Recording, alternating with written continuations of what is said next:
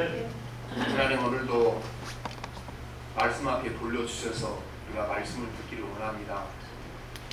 데살로니가 교인처럼 선포된 주의 말씀을 하나님 말씀으로 듣게 해 주시옵시고, 하나님의 말씀 듣는 기쁨이, 하나님을 만나는 기쁨이 함께 하시고, 특별히 가정에서 예배를 드리는 주의 자녀들 성령께서 붙잡아 주셔서 집중하여 주의 말씀을 듣고 여기 있는 것보다 더 큰 은혜와 감동이 있게 하여 주시옵소서. 아멘. 예수님 이름으로 기도합니다. 아멘. 네, 우리가 한밤중에 응급 환자들이 받아주는 병원이 없어서 여기저기 다니다가 결국은 생명을 잃었다는 사람들이 얘기를 가끔 듣고 있습니다. 요즘 인도 같은 데는 이런 일이 다반사로 일어난다고 합니다. 코로나 걸려서 병원에만 가면 살 수 있는데, 산소호흡기만 되면 살 수 있는데 입원시켜주는 병원이 없어서 수많은 사람이 죽는다고 합니다. 그래서 고위층에 있는 사람도 죽는다고 합니다. 그런데 우리가 이렇게 병원에서 받아주지 않아서 많은 사람이 죽는 사람도 있지만, 또한 한편으로 우리는 선진국에 잘 사는 나라에서도 이렇게 죽는 사람이 많은데, 이 세상이 그들을 사회 구성원으로 받아주지 않아서 죽은 사람이 너무나 많습니다. 우리 땅에 자기 스스로 자기가 나고자라고 생각하는 수많은 사람들이 이 세상에 기댈 곳이 없어서, 이 세상에 나를 인정해주는 사람이 없어서 스스로 목숨을 끊는 사람이 많습니다.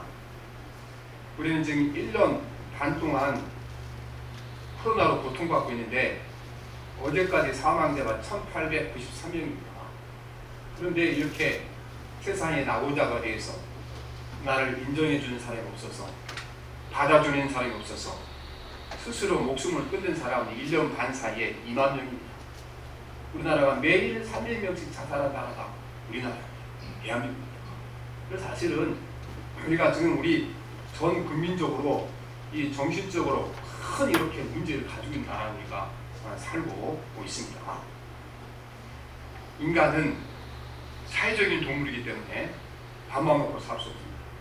누군가로부터 인정을 받아야 되고, 누군가에게 기댈 곳이 있어야 살아가는 것이 인간입니다. 그런데 우리 사회는 이 성공한 사람들에게 집중되어 있습니다. 그것도 주로 1등에만 집중되어 있는 것입니다. 이 땅에 살아가면서 1등 소리를 들을 사람은 몇 명이나 되겠습니까? 그러고 보면 이 땅을 살아가는 수많은 사람이 사실은 나고자의 인생을 살아가고 있습니다. 그리고 이제 이 바로 나고자들이 쉬고 길에서 일어날 수 있는 곳은 사실은 가정밖에 없습니다. 이 사회 자체가 1등이 되지 못한 자들, 신뢰가 없는 사람들, 능력 없는 사람들, 잘나지 못한 사람들, 어디 가든지 환영받지 못합니다. 그들을 새로 이렇게 세우시고 또 새 힘을 얻도록 도와줄 분들은 가정밖에 없고 또 가족들밖에 없는 것입니다. 그런데 오늘 우리가 사는 세상은 이 가족 구성원들이 더 세상보다 더 자기 가족들에게 성공을 요구합니다. 자기 가족 구성원들에게 출세해지기를 간절히 바라고 있는 것입니다.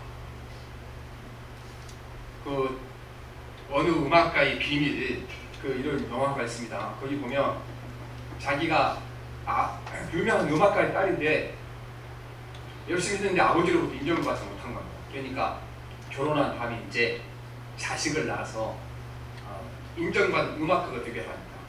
근데 아이를 낳아서 보니까 아이가 듣지를 못하는 거예요. 아니 듣지 못하면 무슨 음악을 합니까? 그래서 이 여인은 얼마나 세상 성공에 목이 말랐던지 갑자기 와서 그 간호사들이 없는 틈을 타서 손목에 있는 명찰을 바꿔놓는 거예요. 자기 아들하고 남의 아들하고. 결국은 그 아들이 키우게 되는데 나중에 그 아들을 승물하지 못하는, 사실은. 그런데 이게 오늘날 우리가 이 세상에서 원하는 것처럼 가족들도, 가족의 구성원들이, 자녀들이나 형제들이 이렇게 세상적으로 성공해 주기를 얼마나 간절히 기대하고 수고한 걸 알 수가 있는 건데, 우리가 이런 마음을 가지고 있으면 가족은 절대로 이 세상에서 나고자 된 사람들을 이렇게 세울 수가 없습니다. 그들이 가족을 의지하고 또 부모를 의지하고 살아갈 수가 없다는 것입니다. 그래서 오늘날 보면 우리가 이 자기 가족 중에 나고자고 있으면 그것을 자기 체면이 상하는 일도 알고 부끄러운 사람들이 너무나 많이 있는 것입니다. 그래서 오늘 우리는 자기가 낙오하고 뒤처지게 되면은 본인이 이렇게 뒤처져서 한 것이 아니고 그거를 가족들이 견디지 못하니 고통스러운 사람이 너무 많이 있습니다. 그러니까 우리가 이제 노숙자가 되어야 되고 자기 삶을 포기하는 이런 일이 끊임없이 일어나고 있는 세상에 살고 있는 것입니다. 그런데 여러분, 예수님이 바로 그런 사람이었다는 걸 알고 있습니까? 예수님은 가족에게 부끄러운 사람이었어요. 예수님이 가족에게. 오늘 말씀에 보면 그 말씀입니다. 예수님이 형제들이 아유 형님 때문에 우리 부끄러워 못 살겠으니까 어떻게 해보세요. 그 얘기를 오늘 읽는 말씀이. 예수님께서 인간을 구원하시기 위하여 사람으로 세상에 오셔야 되겠죠. 그래야 죽어야 우리 죄를 대신 죽으니까. 그런데 사람으로 오시는 방법이 꼭 마리아의 뱃속에 들어가서 아기가 돼서 요셉의 집안에 장자로 태어날 필요는 없는 거잖아요. 우리가 마태복음 17장에 보면 예수님께서 변화산상에 올라와서 변화되시는데 원래 하늘에 계셨을 때 그 빛나는 모습으로 변화되잖아요. 그러면 땅에 오실 때도 똑같은 방법으로 변화되면 되잖아요. 그냥 하늘에서 인간으로 변화되셔서 죽을 몸을 가지고 세상에 오시면 되는 거잖아요. 그런데 그렇게 오시지 않고 요셉과 마리아의 가정에 장자로 오신 거잖아요. 장자로. 왜 이렇게 오셔야 됩니까? 그 답이 히브리서 4장 15절에 있습니다. 우리에게 있는 대제사장 예수님이 말씀한 거죠. 우리의 연약함을 동정하지 못하시리가 아니요 모든 일에 우리와 똑같이 시험을 받으시니로되 죄는 없으십니다. 예수님께서 이 땅에 모든 인간을 구원하시기 위해서는 이 땅에 살아가는 모든 인간이 당하는 고난과 슬픔과 괴로움을 다 당해보셔야 이 땅의 모든 사람을 구원할 줄 알겠습니다. 그래서 예수님께서도 이 가족이라는 태도 안에서 경험해야 되고 겪어야 되는 고통과 괴로움을 예수님께서도 면제될 수 없는 거죠. 그래서 이 가족이라는 공동체 안에서 가족이라는 태도 안에서 겪어야 할 아픔과 슬픔과 괴로움을 겪으셔야 되기 때문에 주님께서 하늘에 내려오실 때 그냥 사람의 몸을 입고 내려오신 것이 아니고 요셉과 마리아의 가정에 장자이신 이 땅에 오신 것입니다. 우리가 가족이라는 것은 양날의 검입니다. 가족은 우리에게 행복과 기쁨과 또 즐거움의 근거이기도 하지만 모든 불행의 근거가 또 가족이기도 하는 것입니다. 우리 대부분의 많은 사람의 불행이 가족과 가족 관계 속에서 일어나는 것이기 때문에 가족은 이 양날의 검입니다. 예수님이 바로 이 속에 들어오신 것입니다. 오늘 말씀에 보면 예수님과 형제들 사이에 큰 갈등이 있었다는 것을 알 수가 있습니다. 한마디로 말해서 예수님의 동생들이 예수님을 좋아하지 않았어요. 예수님 굉장히 싫어했어요. 예수님의 동생들이. 왜 싫어했는가? 형님 때문에 창피하고 부끄러워서 못 살겠습니다. 이게 예수님의 동생들 예수님 미워한 이유입니다.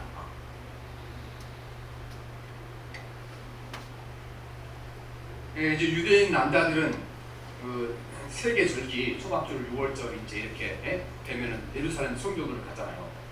그런데 지금 초막절이 맞이했거든요. 초막절.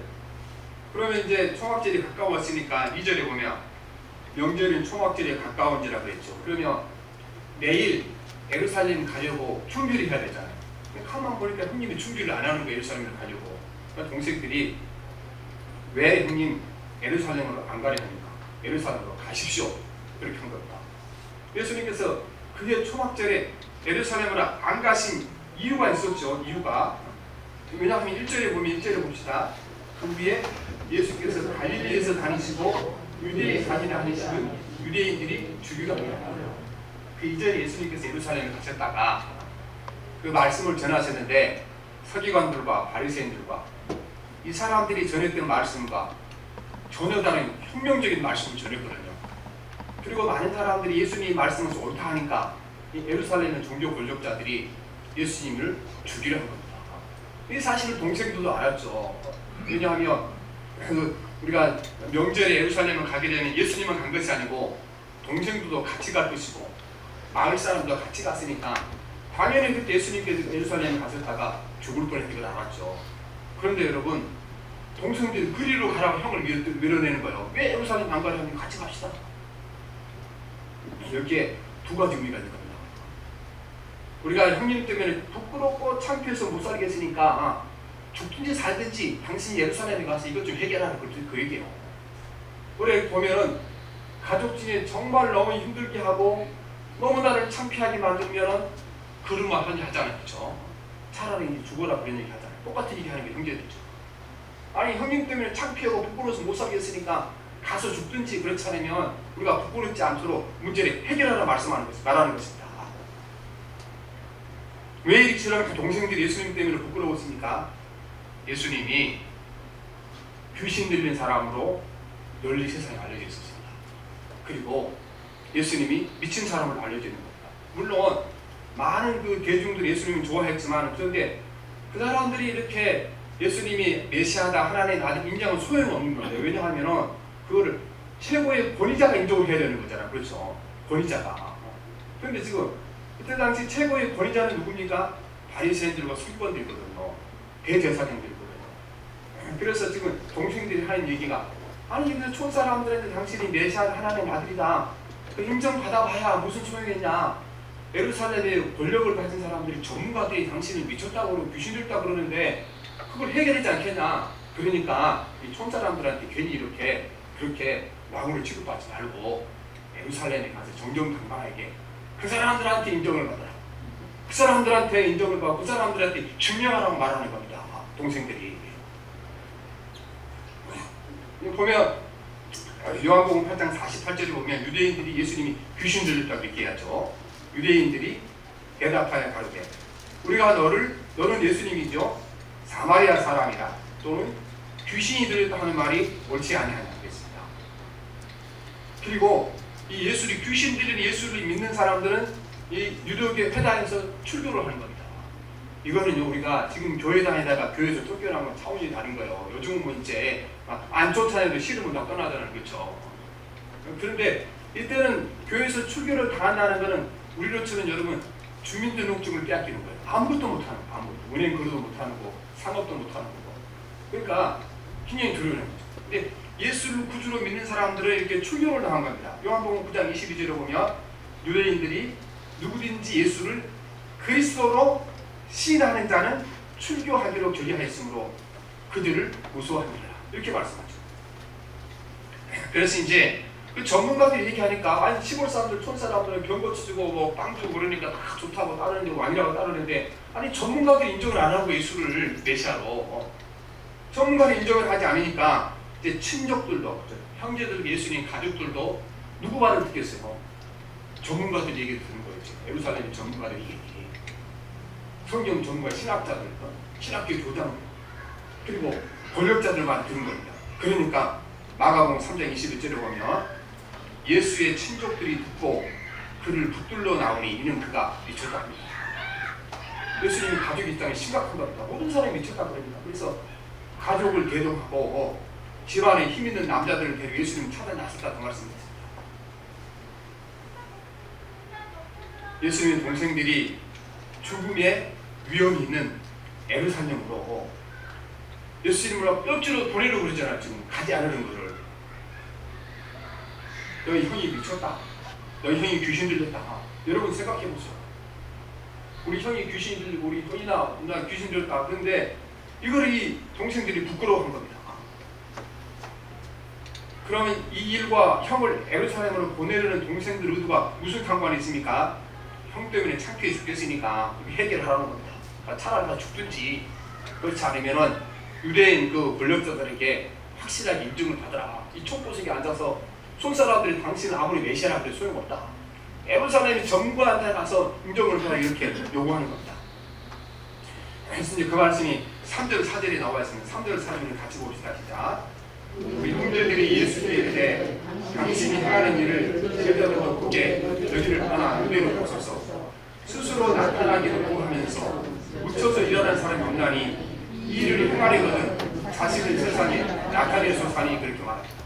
여러분 우리가 지방에서요 아무리 날고 기어도 서울에 와서 인정을 받아야 진짜 1등이 되는 거잖아요. 그렇죠?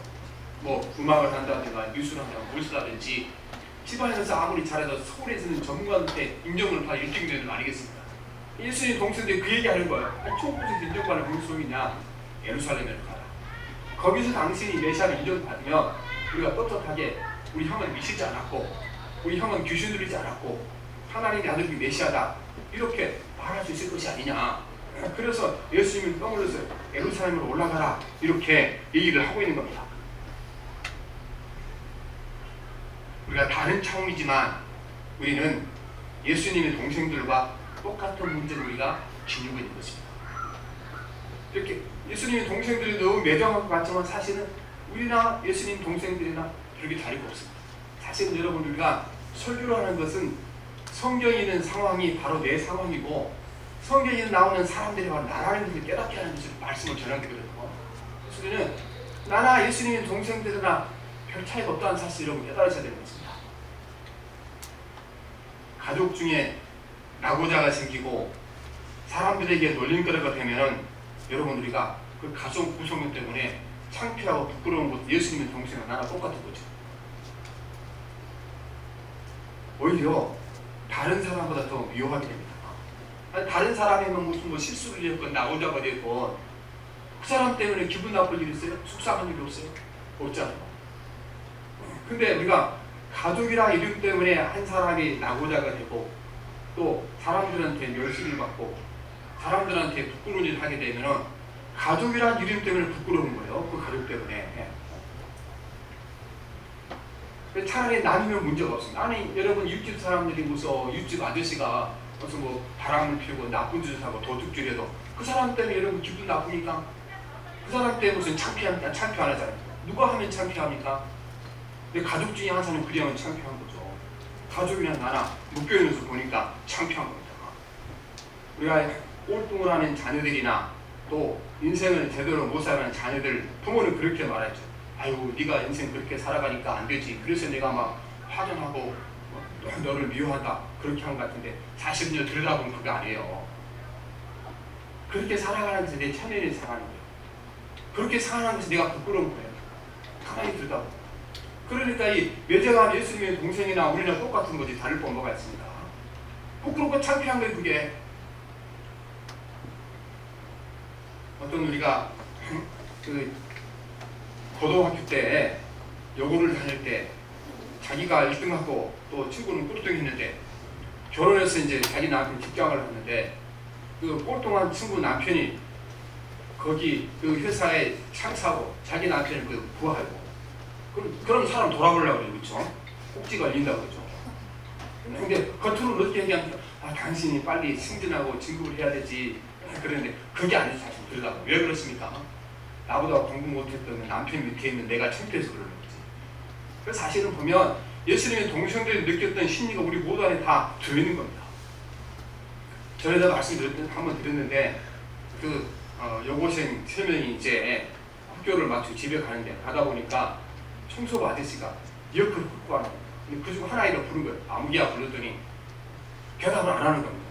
아 친구들이 저 아저씨 아니 그냥 이웃집 아저씨야 그랬어요. 저녁에 이제 집에 들어가는데 그 아저씨가 자기 집에 들어와서 문을 열고 자기 방에 들어온 거예요. 그리고 손에 쇼핑백을 하나 두고 왔는데 주변 사는 얘기가 아까 낮에 친구들과 함께 길을 가는데 봤더니 친구들은 목도리를 뽕을 두르는데 너만 좀 이렇게 안경을 들었더라. 그래서 내가 돈이 없지만 백화점에 가서 그걸 사왔다. 딸에게 중금이다 이게. 그래서 그 뒤부터 이제 자기 잘못을 깨닫고 아버지를 사랑하게 됐다 그런 얘기를요 방송국에다 50이 넘어서야 그거를 보내서 그 얘기를 저도 같이 듣게 됐습니다. 여러분 우리가 낙오자가 된 가족 구성을 부끄러워하면 부끄러움을 넘어서지 못하면 어디 가도 기댈 곳이 없습니다. 어디 가도 회복할 수 있는 길이 열리지 않습니다. 아니 부모의 형제 내가 그를 부끄러워서 부끄럽게 여기면 어디서 기대고 어디 가서 그를 회복할 힘을 얻게 되겠습니까? 그게 안 되니까요. 하루에 300명씩 이 나라가 자살하는 나라가 된 거예요. 자살하는 나라가. 그래서 세상은 인정하지 않는 건 당연하죠. 능력 없는 사람, 실력 없는 사람 인정하지 않죠. 그런데 여러분, 가정에서만큼은 너가 능력 없고 실력 없어도 너는 나한테 존귀한 자녀를 하나님 존귀한 자녀다 인정을 받아야 길이 열리는 겁니다. 그런데 우리가 지금 가정이라는 사실은 무너지고 나니 가족도 살처럼 똑같이 자녀들이 1등 해주기를 바라고 실력 있는 사람이 되어주기를 바라고 똑똑한 사람이 되어주기를 바라고 이러니 우리가 어디서 사람들이 힘을 놓고 나고자에 힘을 놓고 서로 살아갈 수 있는 길이 열리게 되겠습니까? 그러니 가족을 사랑하는 게 거기 있습니다. 실수하고 잘못하고 또 사람들은 멸시밭에 그를 부끄러워하는 마음을 우리가 해결하지 않으면 절대로는 가족을 사랑할 수 없습니다. 결국은 자기를 위해 하는 겁니다. 지금 예수님이 형제들 예수님은 예루살렘에 올라가세요. 떠밀잖아요. 누구를 위해서 올라가라고 하는 겁니까 지금? 자기들을 위해서. 창피해서 못 살겠으니 차라리 다 죽든가. 그렇지 않으면은 이 시골 사람들이 당신을 메시아라고 부르는데 거기 예루살렘의 권위자들에게 인정을 받아오라. 그러면 우리 부끄러움이 해소될 것 아니냐. 그렇게 얘기하는 거죠. 이거 어떻게 해소할 수 있게 되겠습니까? 우리는 해소하는 방법이 간단한 것입니다. 예수님의 형제들이 언제 이 문제가 해결됐습니까? 예수님이 십자가에 죽으실 때까지 해결 안 된 겁니다. 지금 자기 형이 모함을 받아서 죄가 없는 사람이 십자가에 못 박혀 죽게 됐는데 그럼 그 자리에 가장 누가 먼저 와야 되겠습니까? 형제들 와야죠. 성경에 보면 형제들이 그 자리에 없었습니다. 그때까지 형제들 예수님 미워할 거예요. 당신 때문에 창피해서 못 살겠다. 부끄러워 못 살겠다. 어머니 마리아가 거기 찾아가거든요.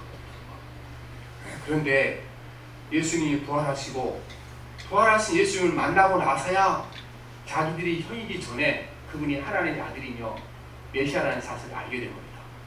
그때부터 형 때문에 부끄러움이 없어졌습니다. 그때부터 형 때문에 창피한 것이 없어지게 됐다는 것입니다. 여러분, 우리가 나고자가 된 가족을 사랑하는 길이 열리는 것입니다. 내 아들이기 전에, 예수님의 동생들이 우리 형이기 전에 저분은 하나님의 아들이다. 내 형이기 전에 저분은 그리스도다. 이때 해결된 거잖아요. 우리도 마찬가지인 겁니다. 너가 내 아들이기 전에 하나님의 자녀다. 이게 여러분 마음에 와닿지 않게 되게 되면 나고자가 되고 실패하고 나에게 부끄러움 있는 사람은 절대로 부끄러움 감당하냐고 이겨내지 못하는 것입니다. 이걸 견뎌내야 되고 그래서 우리가 이제 반드시 이것을 넘어뜨리기 위해서 우리가 내 아들이기 전에 하나님의 자녀라는 사실을 알아야 모든 문제가 해결될 줄 믿습니다. 하나님을 중심으로 볼 수 있는 눈이 열려야 돼요. 그래서 우리가 읽을 때마다 헷갈리는 말씀이 있죠. 지난주도 말씀드렸는데 아버지나 어머니를 나보다도 사랑하는 자는 내게 합당하지 아니하고 아들이나 딸을 나보다도 사랑하는 자도 내게 합당하지 아니하며 여기에 뭐가 있다고 그랬습니까? 가족을 사랑하는 원리가 이 안에 들어있습니다. 원리가. 이 원리를 깨닫지 못하면 가족을 사랑하지 못합니다. 이 말씀은 무슨 말씀입니까? 이게 지금 더라는 말이 중요하거든요. 나보다 더 사랑하는 자 말씀입니다. 이걸 우리가 다른 말로 말하면 우리는 하나님과 나 사이가 더 가까워야 되고 그 다음에 두 번째 가까운 사람이 누가 돼야 됩니까? 자녀가 된다는 겁니다. 나와 자녀 사이가 더 가깝고 하나님과 자녀 사이가 두 번째 자녀가 되게 되면 절대로 하나님을 사랑하지 못합니다. 자녀를 사랑하지 못한다는 겁니다. 왜냐하면 그렇게 해야 한 단계 건너 뛰어서 가족을 볼 수 있게 되는 겁니다. 지금 보세요. 우리가 다른 사람들은 그렇게 나고자가 되고 부끄러운 일을 나 부끄럽지 않죠. 왜 부끄럽습니까? 가족이기 때문에 자녀와 나를 같은 사람으로 보기 때문에 부끄러운 건 아니겠어요. 형제와 나를 같은 사람으로 볼 때문에 부끄러운 건 아니겠어요. 항상 건너 뛰고 있어. 그런데 그게 아니고 하나님의 자녀가 내가 하나님의 자녀인 것이 먼저이고 내 자녀도 하나님의 자녀인 것이 먼저인 것이고 나는 하나님과 더 가깝고 두 번째가 내 가족이고 자녀들도 나는 하나님과 더 가깝고 두 번째가 부모이다. 이렇게 되면 여러분 거리가 생기는 거예요. 거리가 한 단계 건너뛸 수 있는 거리가 생기는 겁니다. 이 거리가 생기지 않는 이상 여러분 나고자가 되고 사람들한테 미쳤다 말을 듣고 사람들한테 귀신 들었다 말을 들은 사람 가족을 사랑할 수 없게 되는 거죠. 그가 귀신 들어서 창피하면 그 내가 귀신 든 것처럼 창피하게 되는 수밖에 없으니까. 그래서 우리가 가족을 진실로 사랑하기 위해서는 여러분 주님을 더 사랑해야 가족을 사랑할 수 있는 겁니다. 주님과 나 사이가 가족 사이보다 가까워야 가족을 사랑할 수 있는 겁니다. 그래서 이 말씀은 굉장히 중요한 말씀, 이 말씀을 터득하지 못하게 되면 우리는 가족을 아무도 사랑하지 못하는 겁니다. 하나님이 먼저가 이렇게 사랑할 수 있게 됩니다. 두 번째는 여러분, 더 사랑하는 말 속에 무슨 의미가 있습니까? 예수님이 나의 자랑거리가 되어야 됩니다. 예수님이 나의 행복의 근거가 되어야 됩니다. 예수님이 나의 즐거움의 근거가 되어야 됩니다.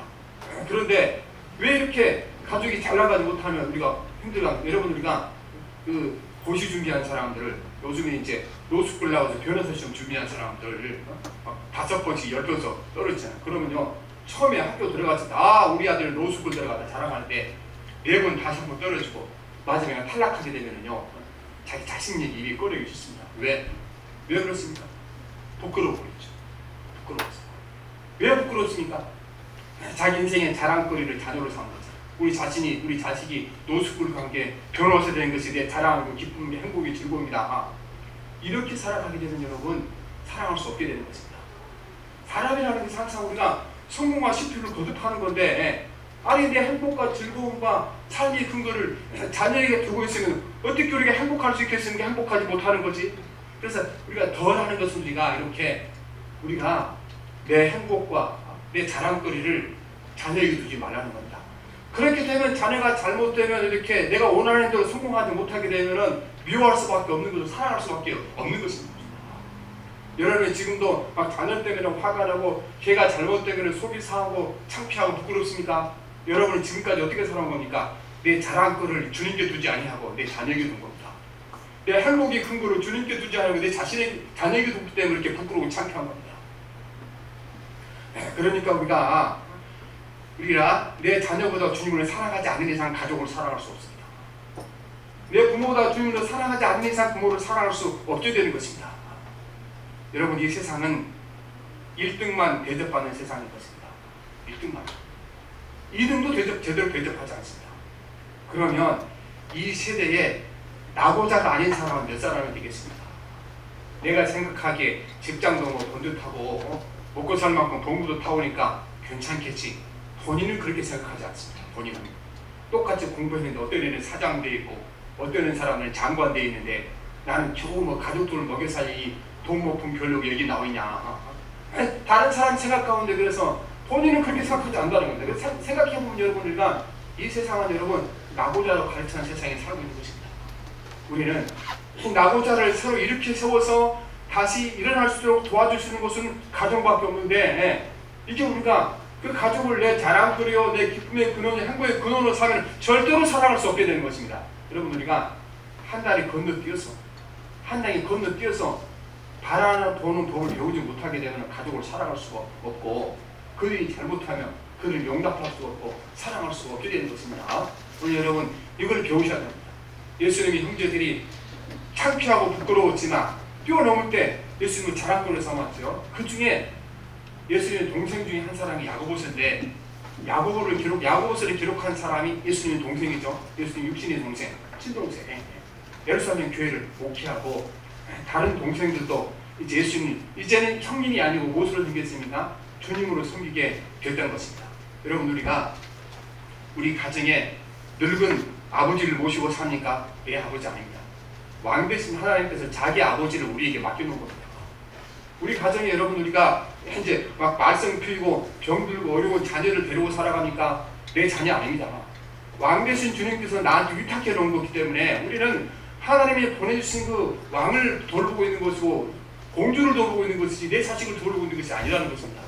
이렇게 우리가 한가리 건너뛰어서 보는 방법을 배울 때 우리가 사랑할 수 될 수 있게 될 줄 믿습니다. 우리가 이 시대는 진실로 나고자들을 살려낼 수 있는 능력을 지니는 가족이 되어야 되고 가족이 될 줄 믿습니다. 오늘 여러분 마음 가운데 진실로 이 마음을 가지고 우리가 가족을 이렇게 세우는 가족, 나온 가족을 새 힘을 주는 가족, 이런 가정으로 여러분의 가족을 세워나가는 여러분 되기를 바랍니다.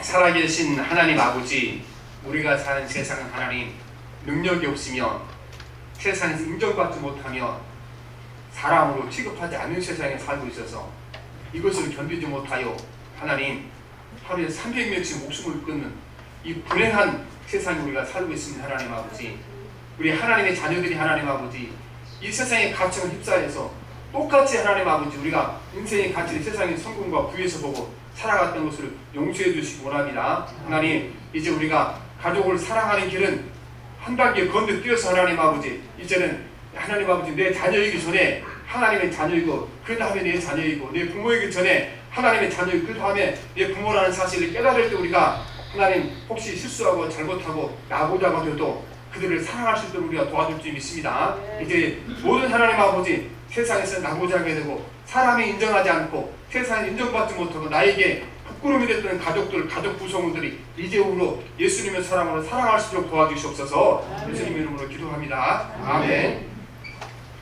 찬양합니다. 300이